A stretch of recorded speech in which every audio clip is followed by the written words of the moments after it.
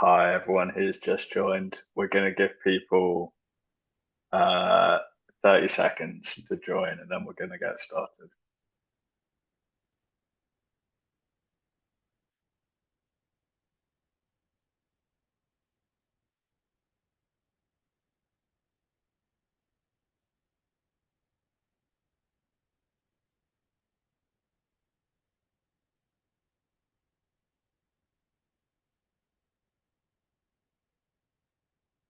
Okay, awesome. We've got critical mass, so let's kick off. And Fred, if you could keep your eye on the way to me, we're letting people in. That would be great. Great to see so many familiar faces here, and it's a big crowd for our webinar today on Workforce Pell and apprenticeship, especially looking at kind of implementation. What's next? Um, I'm just going to give a bit of context and an introduction in a second, just a little bit of housekeeping up front. This is being recorded. We'll send the link around afterwards, so no need to keep notes. We've got a really big crowd, which is great to see. If you could introduce yourself in a sidebar with your name, organization, tell us a bit about your interest in Workforce Pell, whether you think you'll be using it for apprenticeship, so we can kind of, get a bit of reaction. That would be great. Format wise, we're going to have a bit of a presentation up front that's covering the kind of latest where we're at. Then we're going to have a discussion. We've got a fantastic panel here today, and we'll have some time for Q&A at the end. So if you've got any questions while we're going along, either hold it till the end, or you can put it in the sidebar, and we'll try and pick them up as we go. Cool. That is a housekeeping. Just a bit upfront about why we as AFA, why we care about this, why we think it's an important topic. So I think we've had an interest. We've been working on Workforce Pell since the legislation last year. We've been following the rulemaking process, which some of our great panel were involved in. I'd say upfront, this is a program that wasn't necessarily designed with apprenticeship in mind, but we think where we've got to now, while there's still lots of complexity, lots of issues we're going to talk about, where we've got to through the rulemaking process gives us real opportunity to make this work for apprenticeship. And potentially for the first time, we've got a way for eligible providers to be funding their related instruction costs in a kind of predictable formula-based way, without having to rely on short-term grants or contracts to cover the cost of training for apprenticeship. So yeah, this is a really important step, we think. So today we're really pleased to host a session together with Safal partners and our friends from the Maryland Department of Labor and St. Petersburg College in Florida, who are going to be talking on our panel in a bit. I'm going to pass over to Alan Dogkowitz now, who's going to kick us off. So just a brief introduction. Alan's a real expert on apprenticeship. He spent over 10 years as a policy researcher in this space, working on Safal's programs, the Registered Apprenticeship Academy, and Safal's Center of Excellence, coming up with training material, policy analysis, lots of work on expanding participation in apprenticeship. Alan's going to give us a bit of an overview of where we're at on Workforce Pell and apprenticeship, what the big considerations are. So over to you, Alan.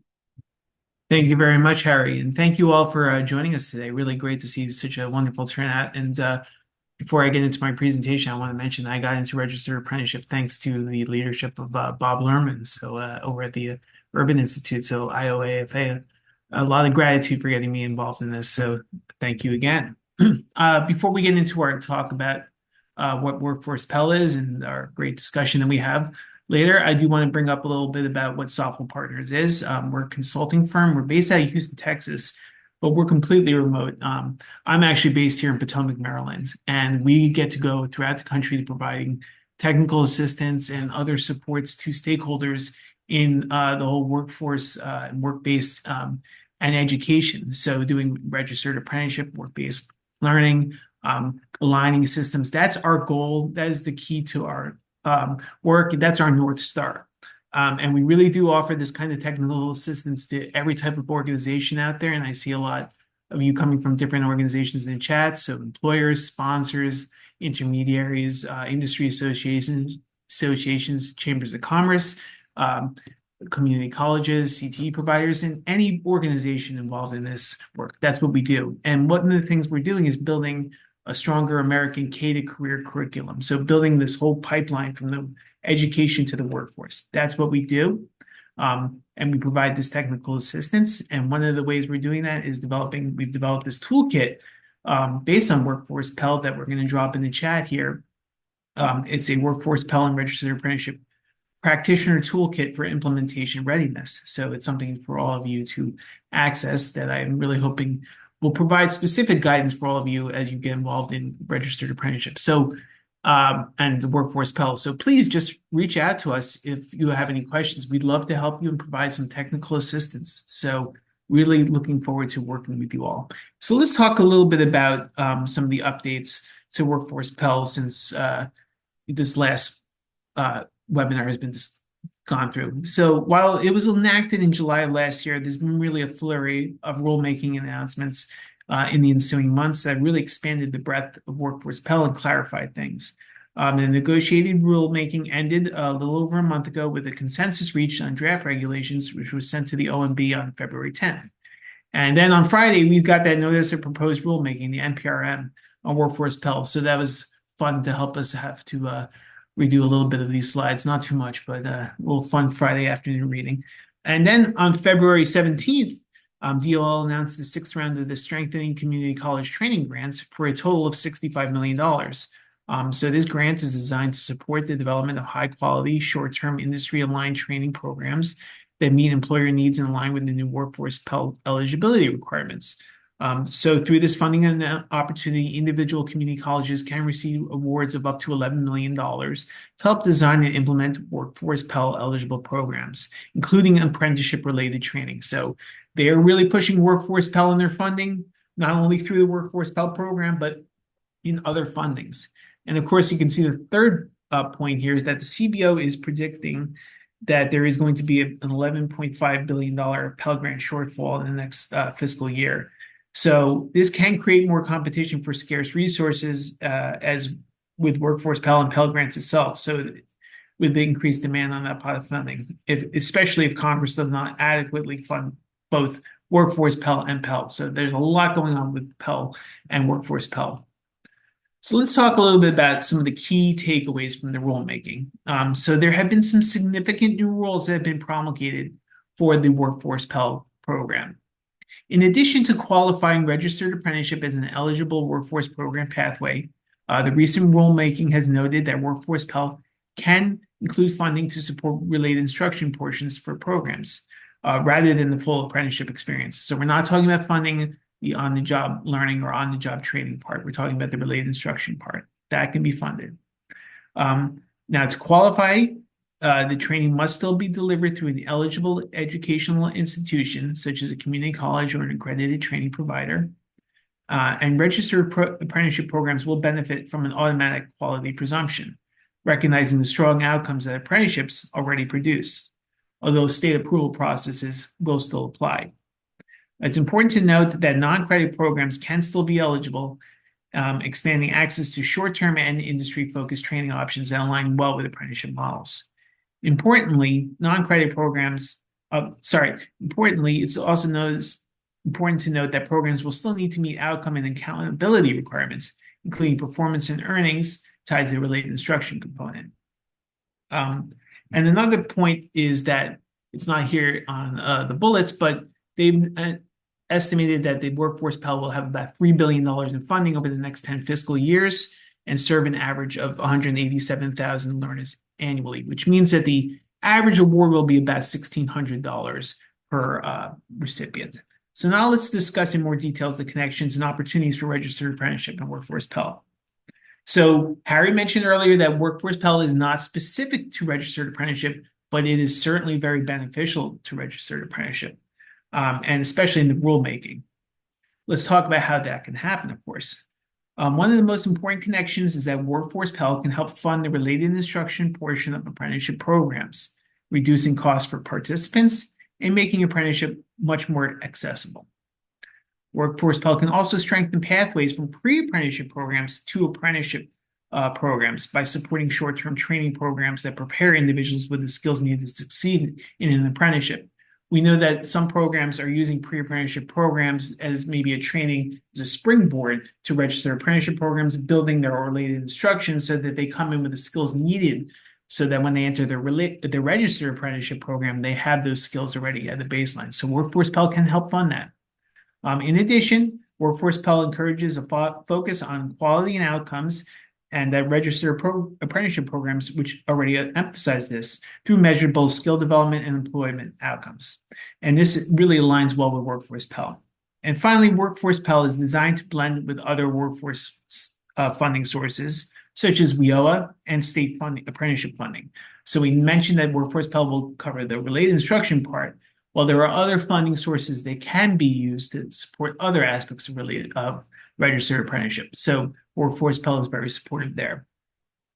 So let's talk about how Workforce Pell really does meld very well with registered apprenticeship. And this table looks specifically at how Workforce Pell connects to that. So let's look at this. Institutions, Workforce Pell requirements are that, for example, institutions must be Title IV eligible. Well, many registered apprenticeship programs already rely on this. They're working with higher education institutions that are already Title IV eligible. So this is something that registered apprenticeship programs can clearly meet. Courses must have at least 150 clock hours, but no more than 600, so up to 599, and be between 8 and 15 weeks, but also can be non-consecutive. That is something that many registered apprenticeship programs have through their related instruction. Won't be a correspondence course. Related instruction, registered apprenticeship has related instruction that is structured, and apprentices have regular contact with mentors. There's something also I think very interesting is that there's another key requirement that programs must be in line with high skill or in-demand industries.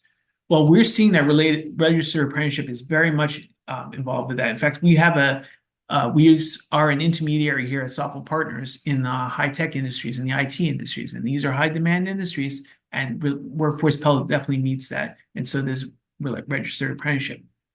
We see that it must lead to the credential that's stackable and portable across more than one employer. Well, registered apprenticeship programs result in nationally recognized portable credentials, and also in something I used to do when I was developing registered apprenticeship program competency-based frameworks, they also include a lot of industry-recognized credentials that are stackable upon each other. So registered apprenticeship meets this too. Another point here is that Workforce Pell also requires programs to demonstrate strong employment outcomes, including a job placement rate of at least 70% within 180 days of completion. Well, registered apprenticeship programs, they're a job from day one. People don't always know that, but registered apprenticeships are jobs, and they have retention rates of 94% after a year. So very good. And finally, courses need a tuition structure that needs to be the same for Pell, non-Pell eligible students, and tuition fees cannot exceed value-added earnings. While tuition for related instruction and apprenticeship programs does not typically exceed this amount. And so it may be a challenge for some industries, but it's one that we can work with to overcome. So let's look beyond that. So we were talking about how Workforce Pell is really supportive for sponsors and for employers, but it's important to note, and I know that there are a lot of education providers on here, that Workforce Pell can really align with that too, and really support your institutions. Aligning apprenticeship and education is really crucial to establishing the strength of these programs, and it's something that we at Safal have been working on, especially through the COE, which I mentioned earlier. The Workforce Pell program really helps support this alignment in multiple ways. One key benefit is that the Workforce Pell incentivizes programs to align with industry needs, and education providers are encouraged to design curricula and credentials that match apprenticeship occupational standards and employer skills demands. Another aspect is that Workforce Pell also expands into institutional funding streams. By making short-term apprenticeship-related training eligible for Pell funding, education providers can access new federal financial aid resources to support and scale their related instruction offerings. So this is something that can support your institutions. In addition, Workforce Pell strengthens partnerships with employers and apprenticeship sponsors. Education providers are better positioned to collaborate with sponsors to deliver related instruction and develop work-based learning pathways. So this is an important thing.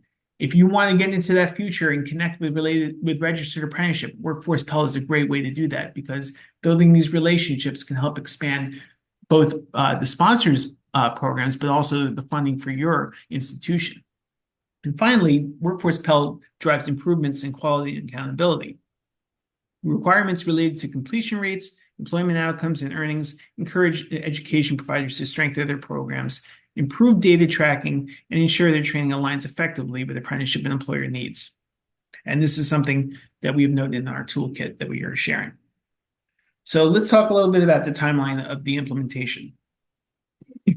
Excuse me, I have a sick kid at home, so didn't skip me either. It's important to know that Workforce Pell's implementation is a long-term undertaking that will incorporate various aspects of rulemaking and preparation. This graphic describes the various aspects of implementation, including what has happened and what will happen before the program is launched in just a few months. So you can see what's going on. They passed the bill last year. We just came out with the NPRM. States are going to be working on how they're going to distribute the funds in the coming months, and we're going to hear from Maryland on that and Florida. And then the program is actually being launched in about 4 months, a little less. And then the first student awards will be distributed in less than 6 months. So it's coming. So it's time to get ready for it. But there's also an on-ramp timeline. Things don't just stop on July 1st. The program will evolve. And you can see here that there's a lot of on-ramps that are going to happen that are going to change the program in the coming years. I think it's important to note that there's going to be a VAE value added earnings calculation in 2029, 2030. It's defined as the median earnings of program completers, so who receive the student aid. So this is something that programs, they're going to actually change the eligibility for Workforce Pell in the coming years. So the program is going to be evolving and something to keep an eye on as you move forward. So let's talk about some next steps for states and RA practitioners. And like I said before, our toolkit's really something I really encourage you to look at. But there are different steps for all of you to engage in, no matter what your role is in the RA ecosystem. If you're a member of a state, you should coordinate early across workforce, higher education, the apprenticeship system. You can create a cross-agency implementation group that could be workforce, higher ed, apprenticeship, and align definitions of completion, placement, and earnings outcomes, and decide which agency owns different parts of approval, oversight, and technical assistance. You should set clear apprenticeship-informed program approval criteria. This should include defining in-demand occupation and industry criteria that clearly include RA occupations, and clarify how RI within RA can meet length, credential, and credit requirements. You should align data, metrics, and reporting across systems. They should align definitions. You should align definitions of completion, placement, and earnings across workforce, higher education, and apprenticeship systems, clarifying how RI completion will be tracked separately from the full apprenticeship completion. This is very important for states. Now, let's talk about RA practitioners, and you may come from a different perspective. Maybe you're an employer, maybe you're a sponsor, maybe you're both, maybe you're a Chamber of Commerce, a workforce board, what have you. But you all have a role in Workforce Pell. It's important to note that map and pressure test your RI. You should inventory RI hours, delivering formal in the delivery format, your clock hours, your modular and on-credit, etc., and sequencing, confirming whether your RI can meet those 150 to 599 clock hours over 8 to 15 weeks. Very important. You should lock in the right institutional state partners. You should confirm whether your RI provider is Title IV eligible, initiating conversations with state workforce and higher education agencies about this approval. Very important to note if your RI provider is going to be eligible for this so that you can access these funds. And it's also important to prepare your data story before you're asked for it. Distinguish RI completion from full apprenticeship completion. Identify how employment and wage outcomes are currently tracked. Mapping RAP data to education and workforce reporting requirements. Preparing to show how your program meets value and earnings expectations. So there's a lot of different things you can do, and there's a lot of things you should be focusing on as this new program rolls out. So with that, I'm going to turn it over to my colleague, Melissa Schrader, and she's going to begin our conversation with our wonderful panelists this week, today. So thank you very much. Great. Thank you, Alan, for that insightful overview of Workforce Pell since the last AFA webinar here. I'd like to introduce this esteemed panel that I have the pleasure of facilitating this afternoon. We have Rachel Stevens Parker here. She's the Executive Director of Maryland's Governor's Workforce Development Board. She was also instrumental in the negotiated rulemaking process. We have Chris McClarion, the Director of Apprenticeship and Training at Maryland Department of Labor. We are also joined by two wonderful colleagues from St. Petersburg College in Florida, Valenthia Berry, who's the Dean of Workforce Development, and Melissa Gonzalez, who is the Chief Legislative Officer. And Melissa was also involved in the negotiating rulemaking process. So welcome, panel. Um, I'm really looking forward to hearing from you all just about how you're working on implementing Workforce Pell in your respective states. And so, Rachel, I'd like to kick it off with you. Um, you were on the rulemaking committee. Why do you think the administration decided to give registered apprenticeship an automatic quality presumption? And are there extra guardrails that you guys are thinking about in Maryland? Thank you. Well, first, good afternoon or good morning, depending where you're joining us from. Thank you, Apprenticeships for America and Safal Partners, for convening this conversation. It was an honor to serve on the rulemaking committee, and the reason you see the preference for a registered apprenticeship and kind of the special exemptions for registered apprenticeship in the draft rules is because in the process of developing draft regulations, the Department of Education and Department of Labor at the federal level were working very closely together in lockstep to explore how this opportunity can really draw in more alignment across workforce and education systems as we work to deliver great impact through these programs. And as we all know, or many of us know here who are interested in this topic, registered apprenticeship has decades of proof points, data behind it, demonstrating that it already meets many of the very, very rigorous quality criteria set by Workforce Pell.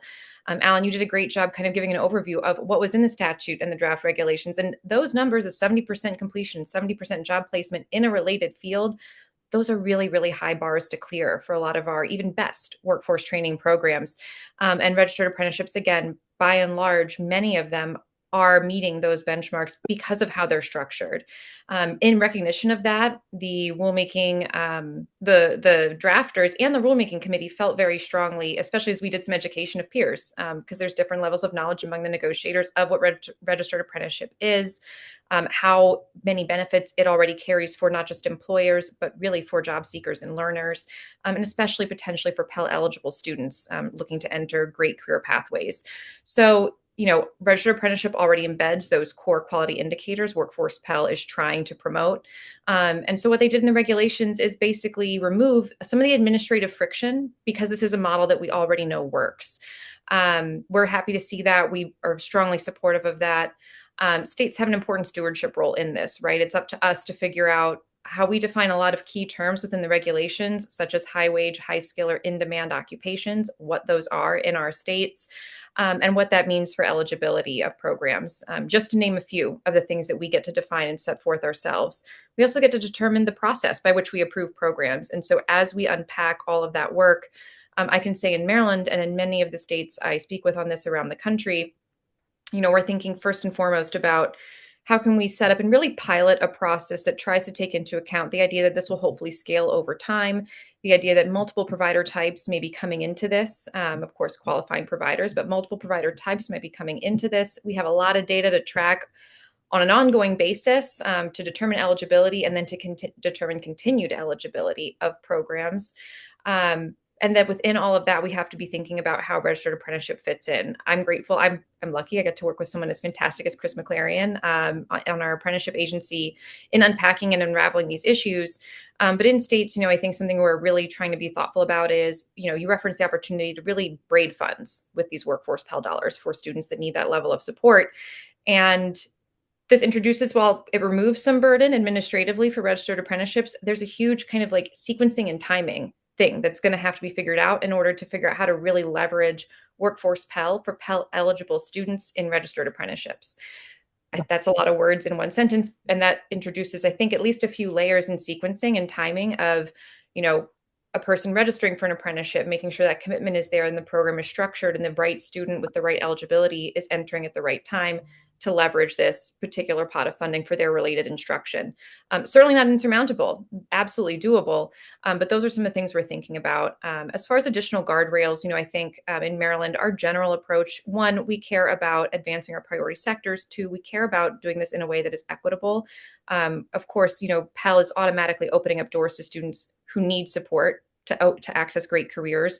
And so we're just really trying to be mindful of honoring the intentions of high quality in Workforce Pell while also not introducing additional burdens, at least not out of the gate, before we really roll this out and see how this goes. So in Maryland, we're kind of treating this as a pilot sort of beta test time this year in terms of our rollout and our policy. So at this moment, the rigor is so high and registered apprenticeships are already such a trusted and proven model. We're not really looking at additional guardrails on the registered apprenticeship components of Workforce Pell at this point.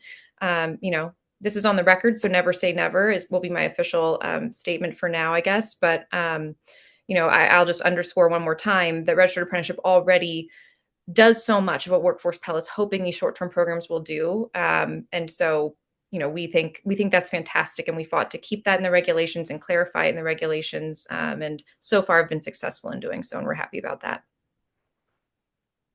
That's great. Thank you for sharing that, Rachel. And Chris, I want to hop over to you from your lens.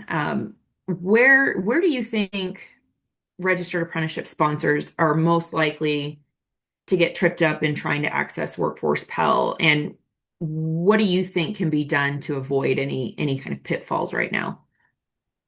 So thank you, Melissa. I appreciate that and the question, and it's great to be joined here by Rachel. So thank you for the compliment. It's also great to work with somebody that was in the rulemaking committee, so we get to have a little bit of an early insight into this. But I do think that it's important to note that a registered apprenticeship is picked to do this because of what Rachel said. They've long shown that we have a high bar that we meet within the program, whether it's outcomes, whether it's wages, whether it's the type of education, certifications, and credentials received by the graduates.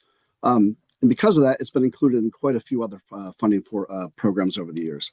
For example, the GI Bill, our veterans have access to registered apprenticeship, not just to college education when they use the GI Bill. The eligible training provider list, you get the easiest access you could possibly get to the ETPL list if you're a registered apprenticeship program.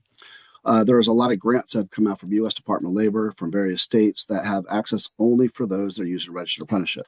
So it's clear the system has slowly been building over the years to allow more and more access for registered apprenticeship programs. And that integration is because of the data we produce. So as we get towards what the pitfalls could be, it's going to be important that you talk to your states or to the U.S. Department of Labor's Office of Apprenticeship offices within your respective state before you begin to go forward. For example, in Maryland, we track everything. Our completions, the programs, the occupations, credentials received, but also the wages. So a graduate from Maryland Apprenticeship Program has median wages of about $102,000. So it shows that why this is going to be a good seamless connection. And as Rachel mentioned, be able to lift up more populations that otherwise might not be getting an opportunity to go into an apprenticeship program, or B, to have higher education attached. So I think there's a few things that could possibly trip up an applicant, whether it's a new sponsor or an existing sponsor, as they start to go through this process. Alan laid out quite a few during his presentation, but we'll pull out a few that I think that we have seen over the years for other programs. First, it sounds simple. Review the requirements both for registered apprenticeship and for the Workforce Pell. There's going to be a few things that don't seamlessly meet. You're going to have to lift up one within your program for registered apprenticeship in order to meet the minimum requirements for the Pell, and we'll mention those in a minute.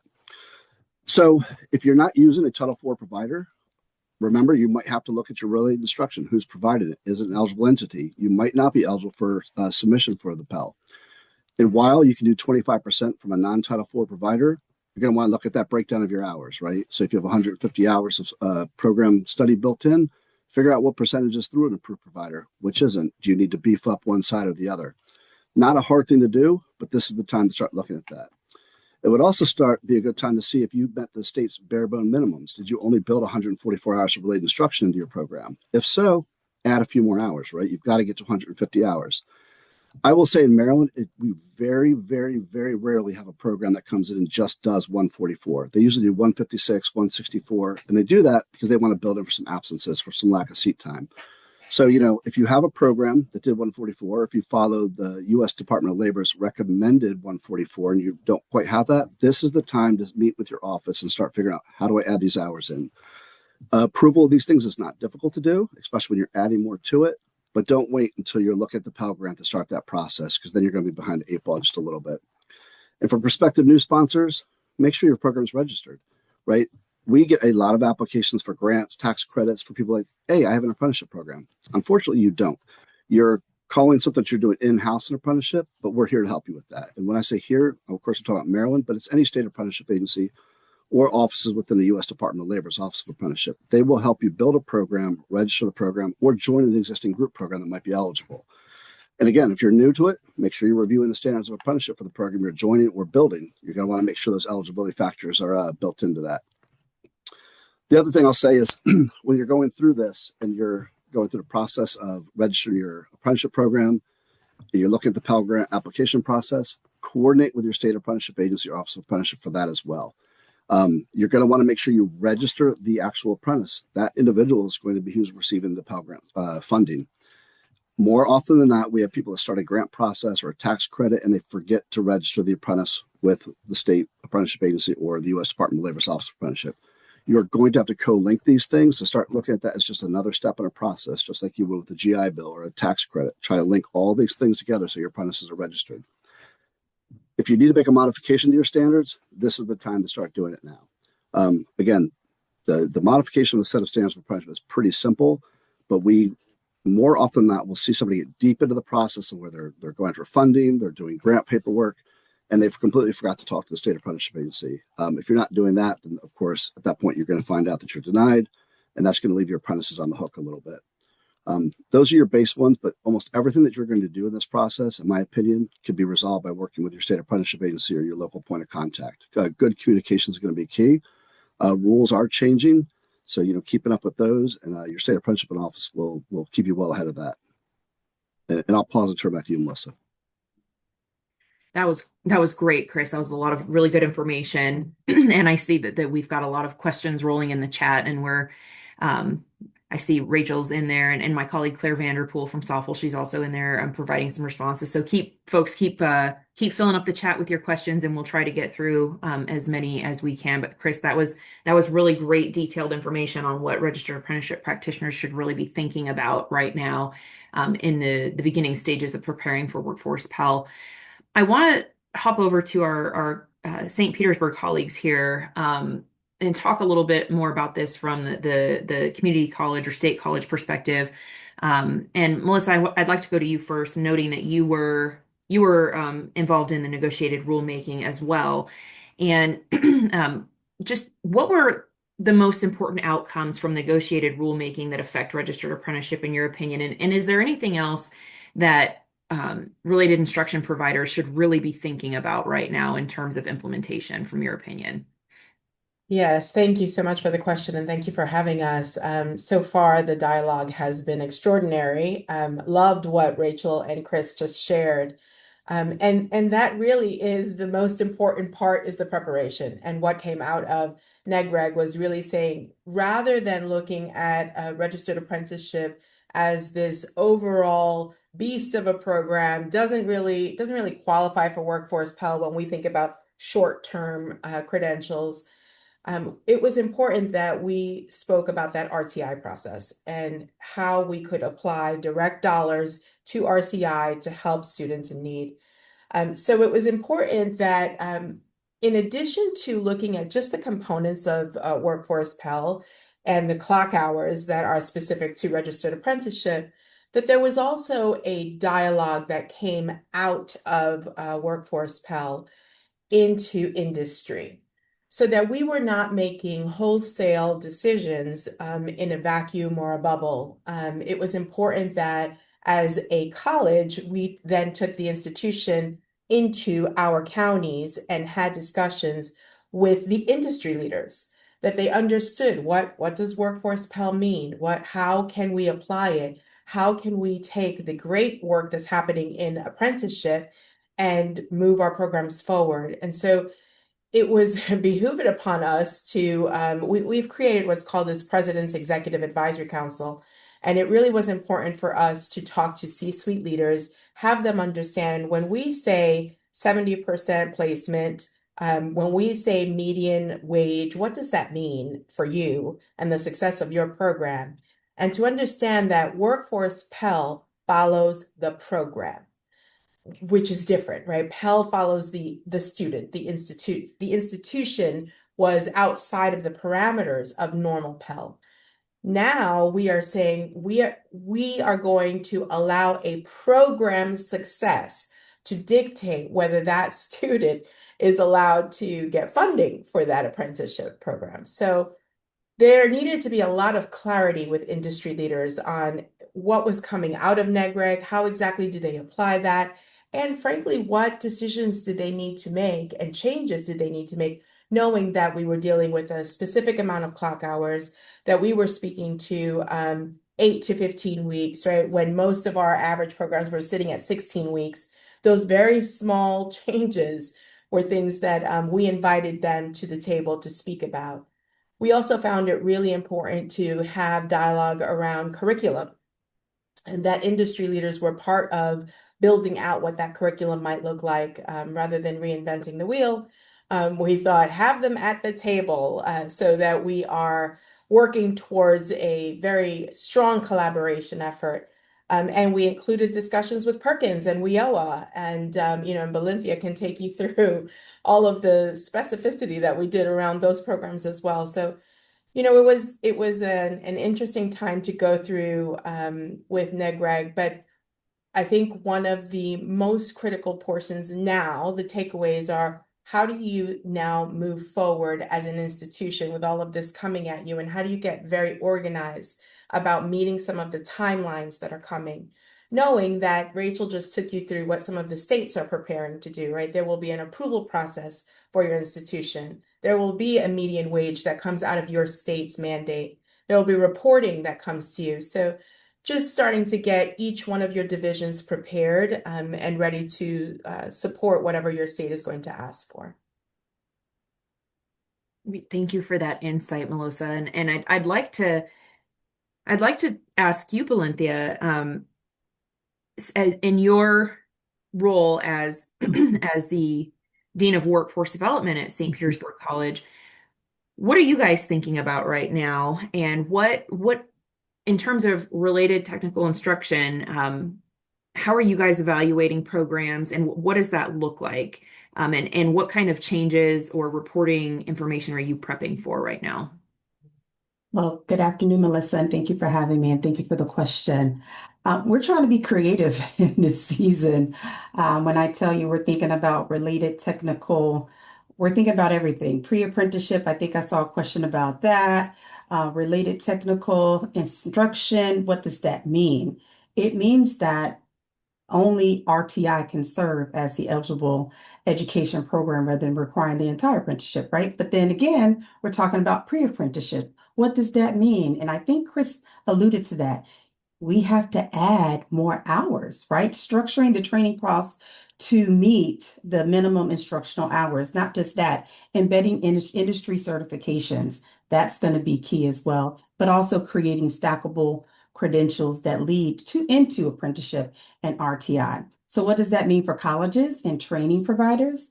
Well, I can tell you, we're being program architects.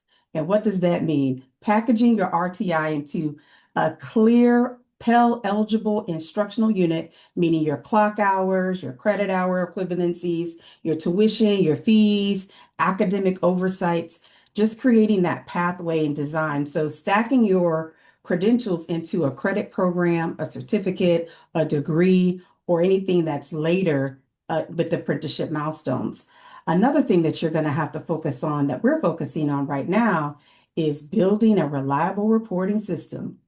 Are you tracking enrollment, completion, credential attainment, and employment outcomes? Right now, we're using Power BI here at St. Petersburg College. We're working with our institutional research team, and with that team, we have a dashboard already for short-term training, but how can we integrate that with academic as well, where we can see the 70% and 70% rule, right? That's what we're looking for. But then again, we're also talking to academic affairs, student affairs. What does that student support look like, right? Accelerating workforce programs require new models for admissions, advising, FAFSA processing, and then, of course, that retention support for all of our students that we never had before. And so another part is, how do you be creative with the funding? Because the unknown is still there financially. I just know for me here in Florida, we're looking at how can we do braided funding, right? With WIOA, dislocated worker, anything with state workforce, any additional apprenticeship workforce grants that are out there, economic development funds. I'm meeting with our Pinellas Economic Development Group in 2 weeks. Hey, Workforce Pell is coming. How can you support? How can employers support? How can institutional scholarship support? I'm out here drumming up campaigns because at the end of the day, we want to make sure that the student, our employers, everything is covered moving forward. So that's how we're preparing, Melissa. That's excellent, Blinthia. And I'm seeing requests in the chat for your Power BI dashboard.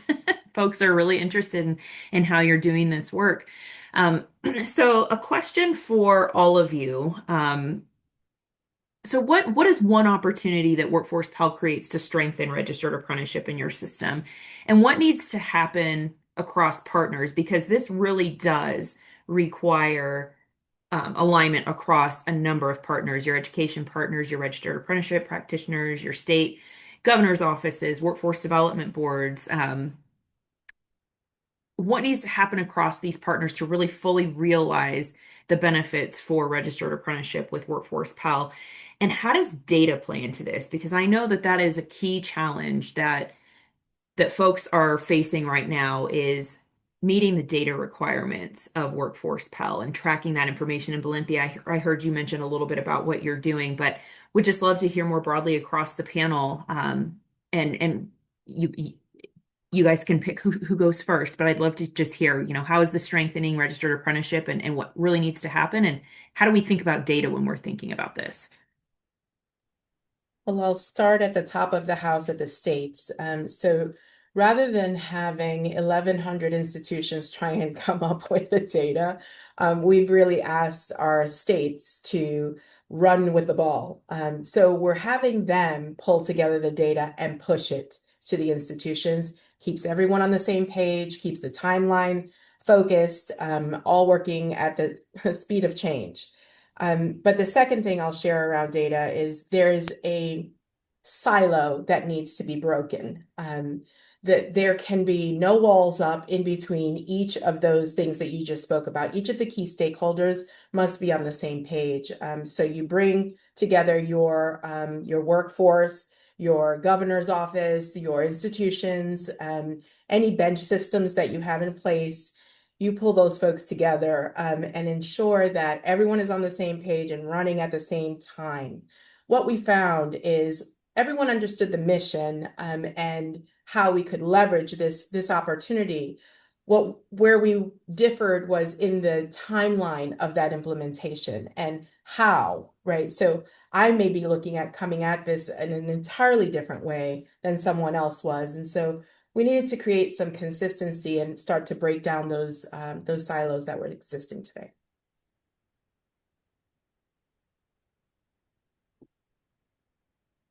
So seeing no hands up, I'll follow Melissa, and I agree. The communication, again, back to what I said a couple of times when I talked this. If you're a program and you don't know your completion rate, I mean, you should know it, but there's times where you just don't know. Maybe you've changed some processes, maybe you've changed staff. This is also a good time to start reaching out to your state apprenticeship agency or to your local apprenticeship office and asking, like, how's my program done over the years? Maybe you don't use Rapids so that you're not able to access data going backwards. Maybe the state controls the data and you don't have access to it, for past years. Good time to start collecting it. Also, reviewing your wages. There are programs that will submit wages that says our average journey worker rate is, let's say, $22 when it might really be $30 or $35.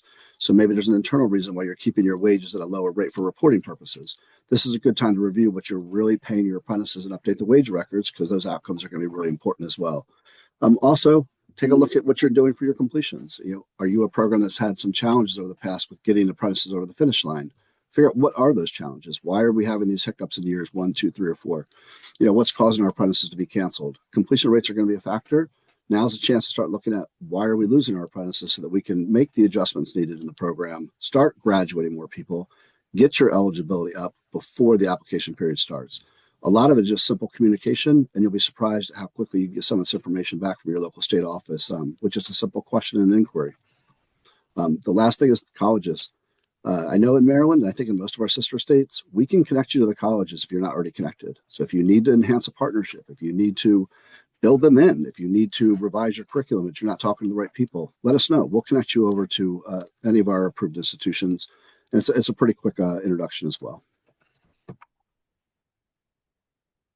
I would just close this piece by kind of doubling down. I think Melissa and Christopher, you both just shared like a wealth of information about what practitioners really need to focus on. And I'll just say from the state perspective, one thing we're really excited about when you step back is the opportunity to really integrate registered apprenticeship into kind of the mainstream education system and education funding system in a new way.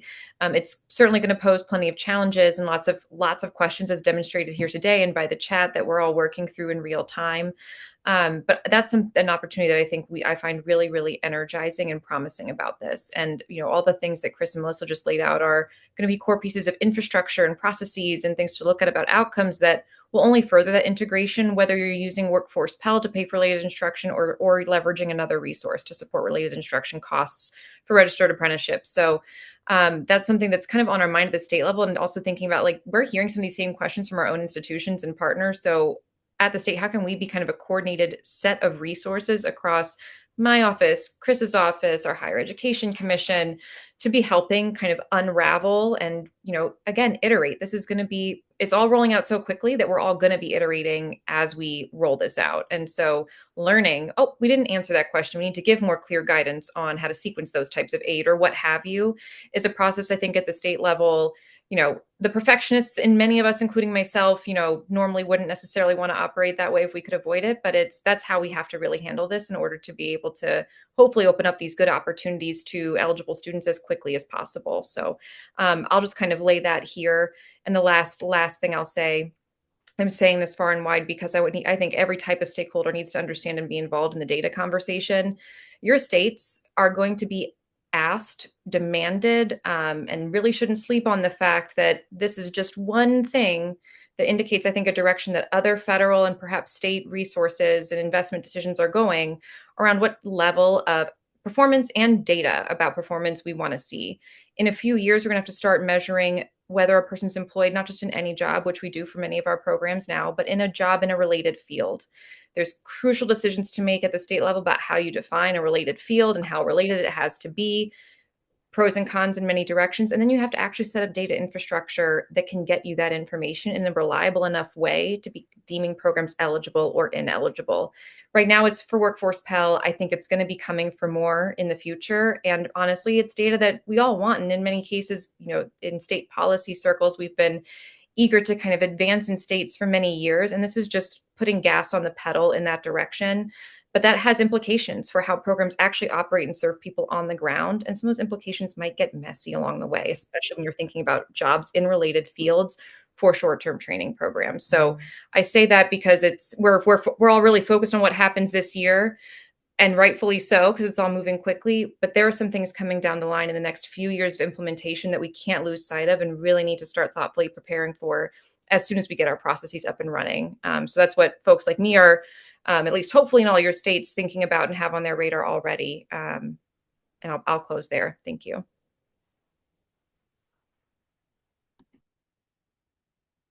That was great, Rachel. Thank you. And I think that's a really important reminder too, just in the way that things are going.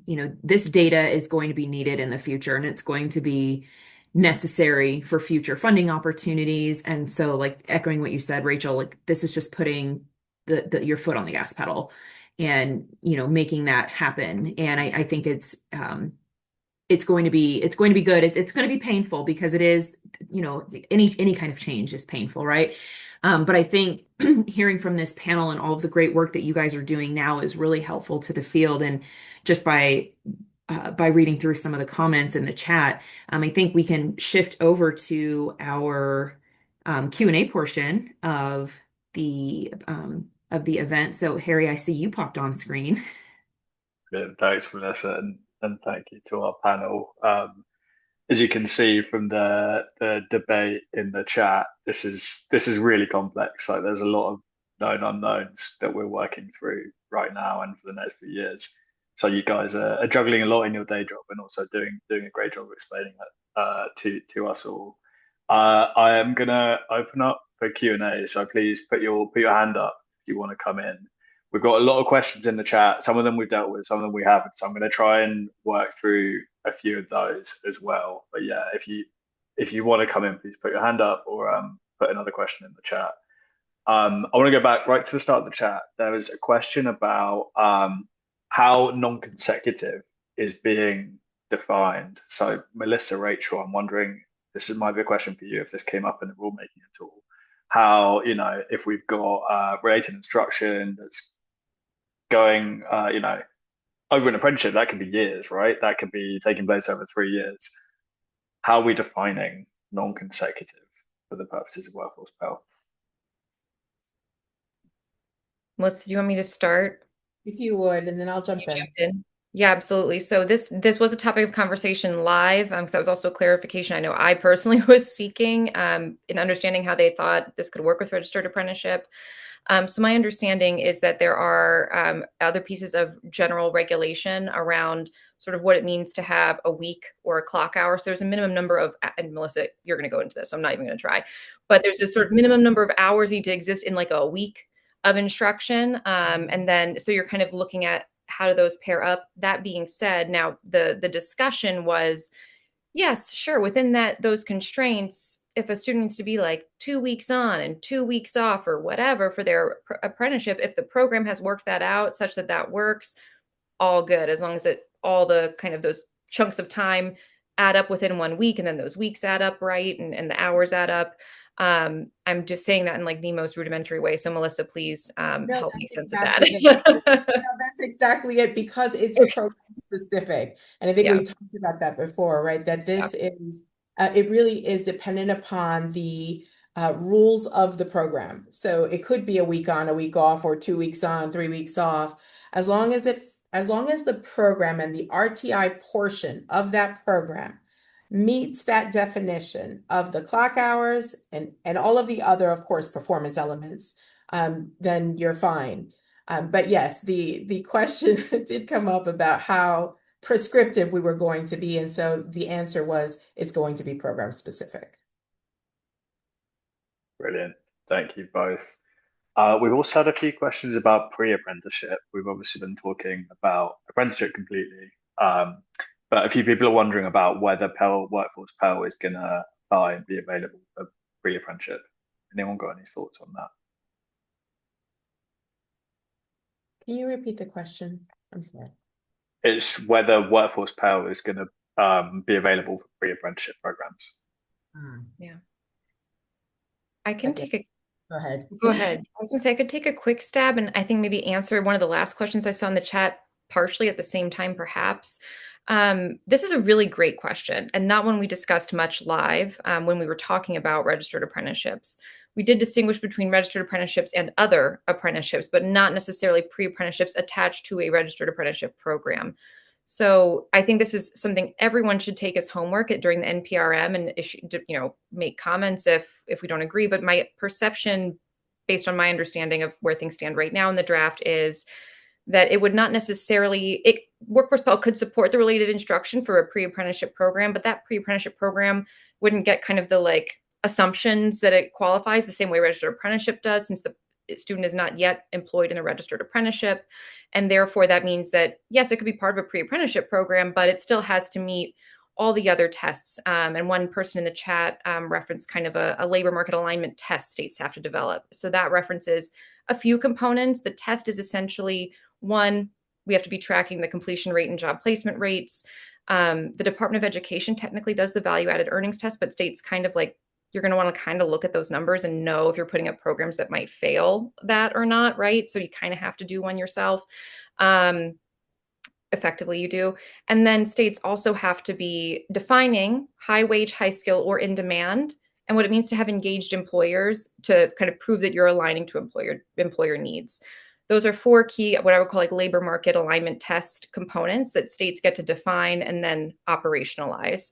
That's really, I think, the test referred to in the question. So a pre-apprenticeship program could qualify if it kind of meets all the other regular barometers against those terms I just named, some of the credential, portability, stackability terms, the outcomes benchmarks, which of course that gets interesting to track, right, for a pre-apprenticeship related instruction program. So then you get back to some of your apprenticeship sort of performance monitoring questions that Chris and Melissa were speaking about earlier. But that's kind of how I think that would work based on what I understand right now. I would mention some states actually do have registered pre-apprenticeship programs. Most states don't, but that's something to look into. Registered, yeah. In your state that there is a register and see how that might meet the Workforce Pell. Yeah, and that's why we include. Yep. Harry, that's a good point. Yeah, and in those states, I think that's absolutely something to be talking to folks in your states about to make sure you're clear on what their rules around pre-apprenticeship look like and whether that is something that, you know, they might have some space to define that more clearly in their policy. And it'll be part of the iteration that we anticipate. Exactly. So I think our understanding would be, if you've got a great pre-apprenticeship program, it's articulating into an apprenticeship, you're likely to meet lots of the criteria for eligibility, but you don't get the kind of automatic qualification that you get with a registered program here. Cool, brilliant. We've probably got time for a couple more questions. We're not going to pick up everything, but we'll find a way to follow up and make sure we pick up all the questions in the sidebar, because there's lots of really good ones. There's a question that's come up a couple of times about eligibility partnership with, can you partner with institutions that aren't titled for eligible?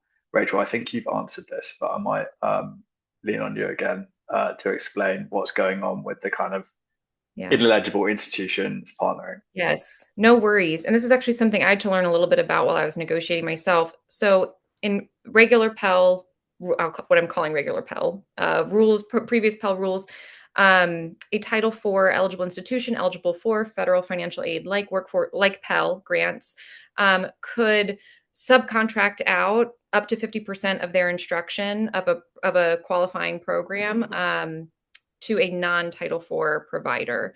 For Workforce Pell, the Department of Education came to the table having already reduced that to 25% in the context of Workforce Pell, and what they kind of saw to be like an opening compromise position with different negotiators that were around the table who honestly perhaps wanted to see that number further reduced all the way down to 0. We kept the balance during negotiations. We did discuss it. It stayed at 25%. And in the NPRM that just got released today, Ed is asking specifically, they have areas where they're especially interested in comments, right? Where they're saying, please read this and comment. And one of them is whether that threshold should be higher or higher for certain types of programs. I know in Maryland, something we're looking at is, should the threshold be different if to whatever extent we have room, should the threshold be different for registered apprenticeship versus another type of program in this context? Brilliant. Thanks, Rachel. I'm afraid we are out of time. We've got lots more questions to go through, lots of interest. We'll do a document that brings together all these questions and follow up with everyone who's registered, because there's some really useful stuff here that will be great to clarify for everyone. But yeah, last thing from me, I just want to say a massive thank you to our panel for sharing their expertise, and also for their kind of direct work on this. They've been, really intimately involved in the rulemaking process and helping make this work for apprenticeship. So thank you so much for coming and sharing your time and expertise, and we work on this. Thanks to our partners, our friends at Safal Partners, Melissa and Alan as well. And thank you everyone for coming. Let us know if you've got any questions. We have a webinar next week. We'll have one on the Restart grants, which also there's quite a big focus on apprenticeship. So we'll look to kind of share some information about that next week. So you can sign up for that and our other webinars on our website. Thank you, everyone. Bye.